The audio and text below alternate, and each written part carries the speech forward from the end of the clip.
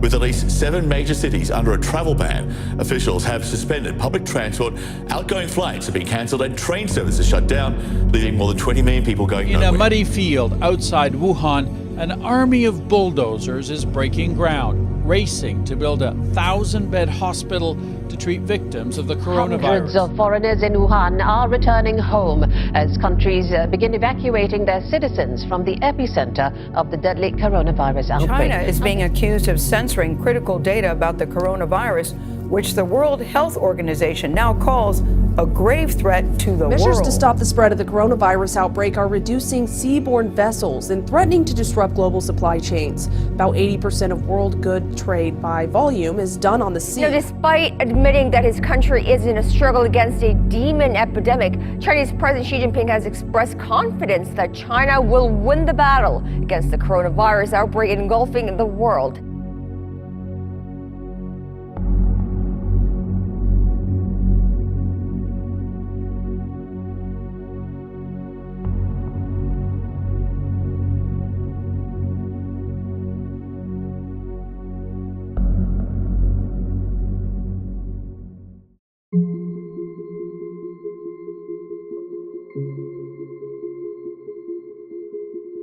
Following the discovery that the virus could spread human to human, Wuhan and many other parts of China were placed on varying degrees of lockdown. Wuhan, a city of 11 million people, a greater population than New York City, was empty.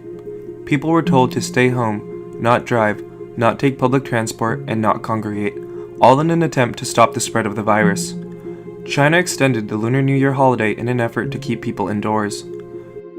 The mayor of Wuhan was fired, and Chinese President Xi Jinping's right-hand man, Premier Li Keqiang, was placed in charge of overseeing the relief effort in Wuhan. Chinese construction crews began working 24/7 to construct 2 brand new hospitals to deal with patients in less than a week, and began converting stadiums into makeshift quarantine centers, an unprecedented engineering feat. Entire cities were sprayed down with a bleach-based disinfectant to help rid the city of the virus, and food delivery systems were modified to accommodate the lockdown. Thousands of doctors and military medics from all around China began pouring into Hubei province to assist with the relief effort and to give the doctors there much-needed rest. Many doctors were overworked and chose to sleep at the hospital and their personal protective equipment so they could conserve as much as possible, and because they did not want to risk contaminating their families. Some nurses shaved their heads so their hair would not interfere with their work, and many doctors and nurses worked for days on end, putting their lives on the line to help their fellow countrymen. True bravery and selflessness. In the initial days of the quarantine, the citizens of Wuhan all rejoiced from their balconies, Wuhan Jiao, which means, let's go Wuhan.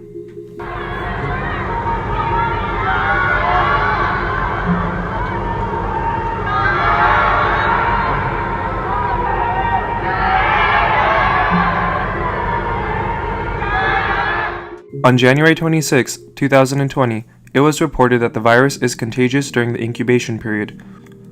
The incubation period of an infection refers to the time from exposure to the development of symptoms. This means that someone can be contagious while not knowing they have this coronavirus because they have not yet developed symptoms. Well, this latest development follows President Xi Jinping's warning that the country faces a grave situation. Authorities are now warning that the virus is contagious during its incubation period. That is different from the SARS virus, and that virus, SARS, killed more than 800 people globally in 2003. The incubation period of the new coronavirus is anything from 1 to 14 days. At this time, it was also believed, based on Chinese figures, that the mortality rate was 2%. We will discuss the virus and its attributes in more depth in a later video. The director of the World Health Organization, Tedros Adhanom, met with President Xi Jinping to discuss the virus on January 28, 2020.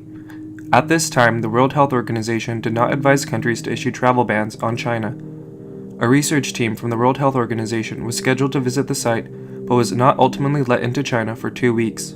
The United States also offered to send personnel to help with the effort, but China refused the offer. At this time, many countries began the process of repatriating their citizens out of not just Hubei, but all of China, evacuating their embassy staff and any expats who lived in the affected regions. In the US, those that were repatriated from China were placed under a mandatory quarantine, the first time in 50 years this kind of directive was given. At least 4 newly arrived American evacuees from Wuhan are now showing signs of sickness. They landed in California Wednesday and are now in isolation. Nearly 350 others are under a public health quarantine, the CDC's first in 50 years. Priscilla Dickey and her daughter are among them. They're basically going to make sure they're keeping a really good eye on us. In the United States, the president created a task force for dealing with this coronavirus. And on January 31st, the United States issued a travel ban on all non-US citizens having flown through China. Soon, other countries like Australia followed suit. The president has signed a presidential proclamation using his authority pursuant to Section 212F of the Immigration and Nationality Act, temporarily suspending the entry into the United States of foreign nationals who pose a risk of transmitting the 2019 novel coronavirus. As a result, foreign nationals, other than immediate family of U.S. citizens and permanent residents who have traveled in China within the last 14 days, will be denied entry into the United States for this time. Some journalists and the Chinese Communist Party viewed this as an unnecessary overreaction, especially since the World Health Organization had said travel bans were not necessary a few days earlier. Back in China, in response to the lockdown, many small communities began constructing their own road blockades, and those who were determined to be from Wuhan were harassed and often beaten up. In Hong Kong, representatives of the protest movement that developed in 2019 demanded that the border with mainland China be completely closed. Medical workers in Hong Kong staged a protest saying that they would not work if the borders remained open. Eventually, most ports of entry from the mainland were closed. There were also effects on the economy. At the start of 2020, China composed about 9% of the total global GDP. Because many products are made in China and the factories were closed, ports around the world started seeing reduced traffic. It's empty. Let me get out and show y'all. Now, I'm not supposed to be videoing over here, so I'm going to try to keep this as low profile as possible. But check this out. See these cans? They not that tall. These things are usually stacked up like buildings. And this side is completely empty. Look, there's no boats. There's no nothing. There's just this stack of cans. That's it. Now, I'm going to take y'all around to another part of the ports to show y'all how empty this is. Because this is the stuff that we buy, the stuff that we shop for in stores. And if there's no cans here, there's no imports. Look at that. You can see all the way over to trucks going on the other side, which lets you know that this is deserted. Surprisingly, in the early days of the Chinese lockdown, their economy was able to stay afloat after being injected with capital from the central government, and because the world had seen the draconian measures China had taken, building hospitals in 10 days, quarantining millions, mobilizing thousands of military personnel. Some aspects of the Chinese quarantine methods were extremely draconian and can only be enforced in a totalitarian society like China. Thousands of police were brought in to help enforce quarantine efforts. Those that did not wear a mask in public were reprimanded, and any gatherings were quickly and brutally disbanded. Remember, the Chinese government had spent the first several weeks of this virus telling the citizens there was nothing to worry about. China soon dispatched thousands of law enforcement officials to go door to door and analyze the temperature and condition of each person to see if they had the virus. China then passed a law saying that anyone suspected of having the virus would be forcibly taken to a quarantine center to prevent the spread. This led to forcible arrest of many who did not want to go to quarantine centers, which caused many to think China's numbers were not accurate because there was now an incentive to not self-report.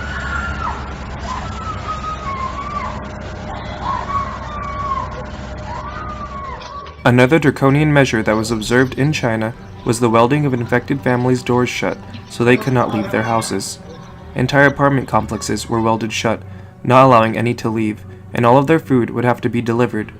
This led to many dying in their homes, unable to leave, and unable to be counted in the total death toll.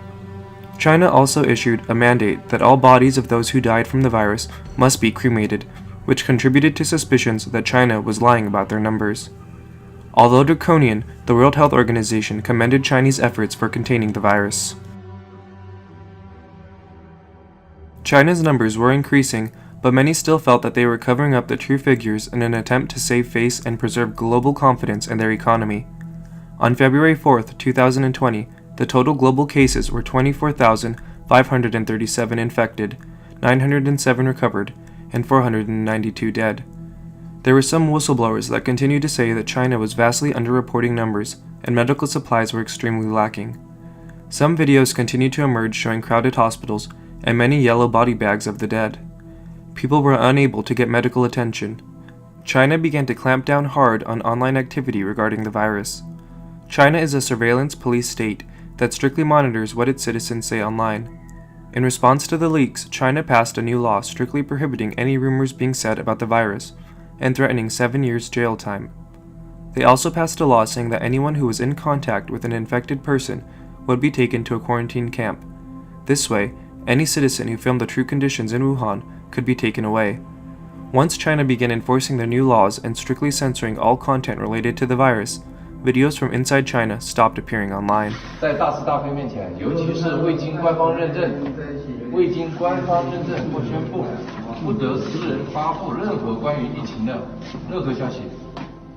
我明确告诉你啊，高尔夫目前官方没有确认病例，明白吗？那哪个地方会通知呢？会官方发布？你看官方通告啊，没有官方通告不能随便发布，一旦发布造成社会影响的，我们将追究法律责任。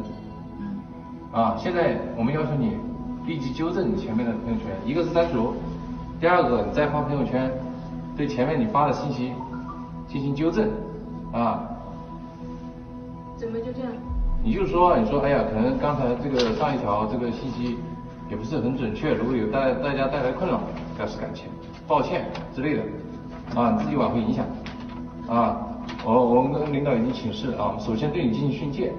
如果你拒不挽回影响或拒不道歉的，我们按照法律要求对你进行追究法律责任，啊，依法处理，明白吧？现在全国都是这么处理的啊。On January 24th, a 23-year-old female college student, nicknamed Bomanar, was diagnosed with the virus. She detailed the lack of care she received in hospitals in multiple WeChat and TikTok posts. She said, "I did not die yesterday, but the hospital cut off my oxygen when they found out that I was still alive. There is no oxygen in my oxygen mask. I am fighting for my life, but only to find my oxygen being cut off. I told them that I wanted to get infusion to boost my immune system. I've never imagined that I could be struggling so hard. I thought I could get better with a strong will, but they, the hospital, coordinated to murder me. I will die without closing my eyes. My parents." The police went to my home accusing me of posting negative content on TikTok. I am in the hospital, in quarantine, and every word I said in a TikTok video was true. I really don't know what could be wrong with the things I said. To my surprise, I got complications now. Lying in bed, I cannot get up. There is no infusion for nutrition. This is my will. I apologize to my parents. I am sorry. January 31st, 2020. I'm quite sure that I will die after today, because I cannot breathe or move my body. The No. 3 hospital did not give me any injections, let alone nutrition. I went into quarantine on my own without knowing that I would end up in a living hell. I was only given oseltamivir twice a day in quarantine without infusion. The food is too bad to boost my immune system. I did not expect to die so quickly. I thought I would be saved when I was transferred to People's Hospital yesterday morning without knowing that I would meet my fate. I collapsed suddenly onto the bed. I was strengthless and could not move my body. I know I will die soon, but the hospital has been neglecting me. I am motionless and dying. I cannot get up, but the hospital does not pour water for me. Instead, the hospital gave me a kettle, but I am too weak to get water by myself. I really did not expect to lose my life at this time. I am too young to die. I cannot accept it. My parents and my uncle naively think I will be saved. They told me that I should respect the hospital's arrangement. I am dying, but there is no doctor. I am abandoned. I feel sorry for my parents. I am sorry. I hope you will live a happy life. I hope my younger brother will be a good student. I have too much to say. I know there must be many dead patients like me here. We trusted our government, but only to end up like this. These posts soon went viral in China, and she was forced to make the following statement by the police. 我不开棉就会很憔悴，然后就感觉就是，但是我又很爱形象，但我们现在目前又没办法，但这些都是废话。主要是讲一下我现在关注量很多，然后我在平台上讲的每一句话，我都愿意负法律责任。我们不信谣也不造谣，我是一个爱国爱党敬业的公民，然后也相信政府能够会给予我们关注，也希望政府能够给予我们来治疗。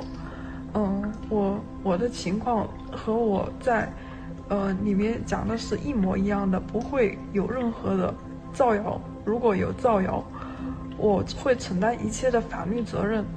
就是之前有出现一些的误会，但是我们已经解释清楚了。因为我的粉丝量很多，然后我也希望我的粉丝不会去造谣。当然，他们都会鼓励，你们都会鼓励我。我相信我家里人也很期待我能够回去。然后我也会很努力的去对抗这个病毒。我们也要相信国家，相信政府能够给我们来治疗。所以这个情况就是我要跟你们讲的。It is not clear what happened to Bominar, but after this video, she stopped posting. Chen Kuishi was another citizen journalist who attempted to expose the true gravity of the situation in China to the world. He posted multiple video updates online. 大家好，我是陈秋实，现在是1月30号中午11点多。这次来武汉，经历了这么多事儿，现在是我到武汉的第6天。我的名字已经彻底成为敏感词，只要带陈秋实3个字儿，带 CQS， 带我这张脸，在微信上都传播不了。所以这条视频你看看就好了。我不建议你往微信上传，因为你传到微信上，你的号就会被炸。昨天29号，我去的武汉的第5医院。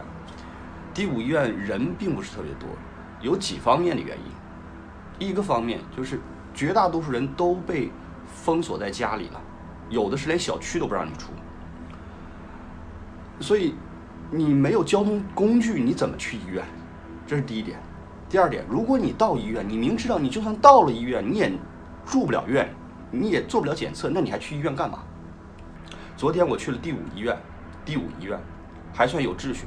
然后有很多人是过来找这个检测盒、检疫盒，要通过这个检测盒检测我，鉴定我到底是不是确诊。就是整个门口放着10几个氧气罐，写着充满氧气的小心，里边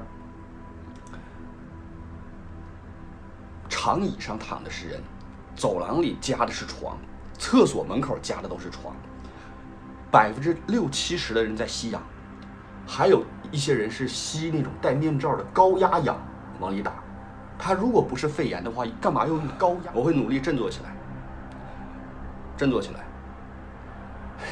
司法局又给我打电话了，青岛公安局也给我打电话了，问我在哪儿呢，让我回去配合调查。我说我在武汉呢。那你上武汉干啥去？我说你不知道我在武汉，你找我干啥？你找我配合你啥？问你在武汉住在哪儿？我说住在朋友家里。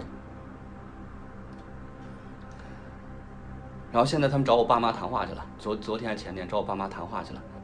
我是害怕，我前面是病毒，我后边是中国的法律和行政力量，但是我会振作起来。只要我活在这个城市，我会继续做我的报道，我只说我看见的，我听见的。妈逼，我连死都不怕，我怕你共产党吗？ Chen Kuishi was later arrested and has not been heard from since. Fang Bin was another Chinese journalist who posted videos online and was later arrested and never heard from again. 大家好，我是方斌。今天是2月1号了，我的口罩戴的规矩一点了，是吧？他们医生教我要把上面那个铁丝压一下，还规矩一些了。我看看了，这武昌殡仪馆这里面丝带，刚才我照给你们看了，现在又多了。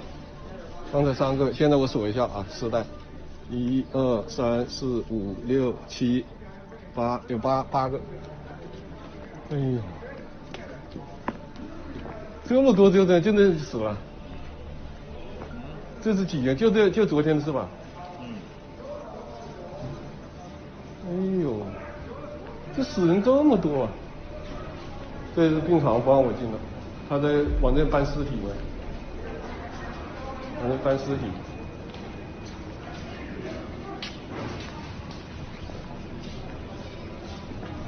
这里面还有整石，也有整石。哎呦，这里面也有整石。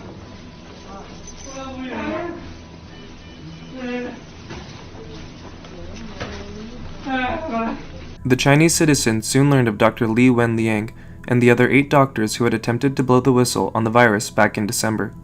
They learned that these doctors not only were silenced, but many were infected in critical condition, including Dr. Li Wenliang.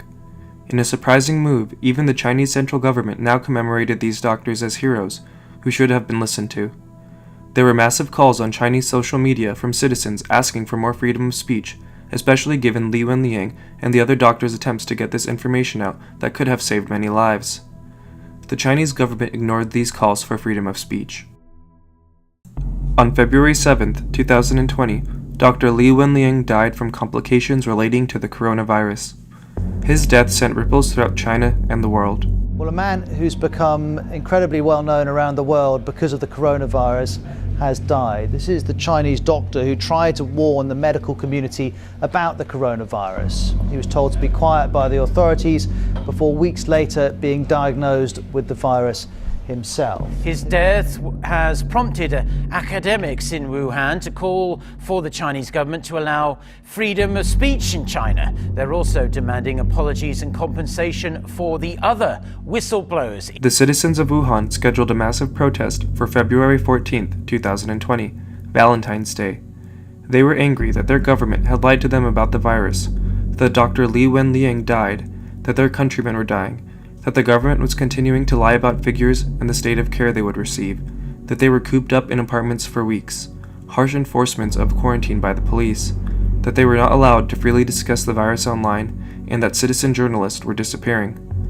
The online flyer for the protest read, "On February 14th, the Wuhan self-rescue operation urges all residents of Wuhan to turn off their lights during the evening, to go to their respective balconies and beat drums and shout in unison." The organizer of the event stated, "We are all Li Wenliang. Wuhan people, cheer up. Wuhan people save themselves.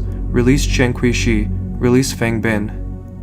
And on February 14th, a few weeks after the lockdown began, the city that once shouted Wuhan Jiao was now screaming to vent their frustration. 朋友们，我们小区这些人忍不住了，来听一下，在狂吼。不知道在吼啥，这一个片区都吼起来了。想出去啊，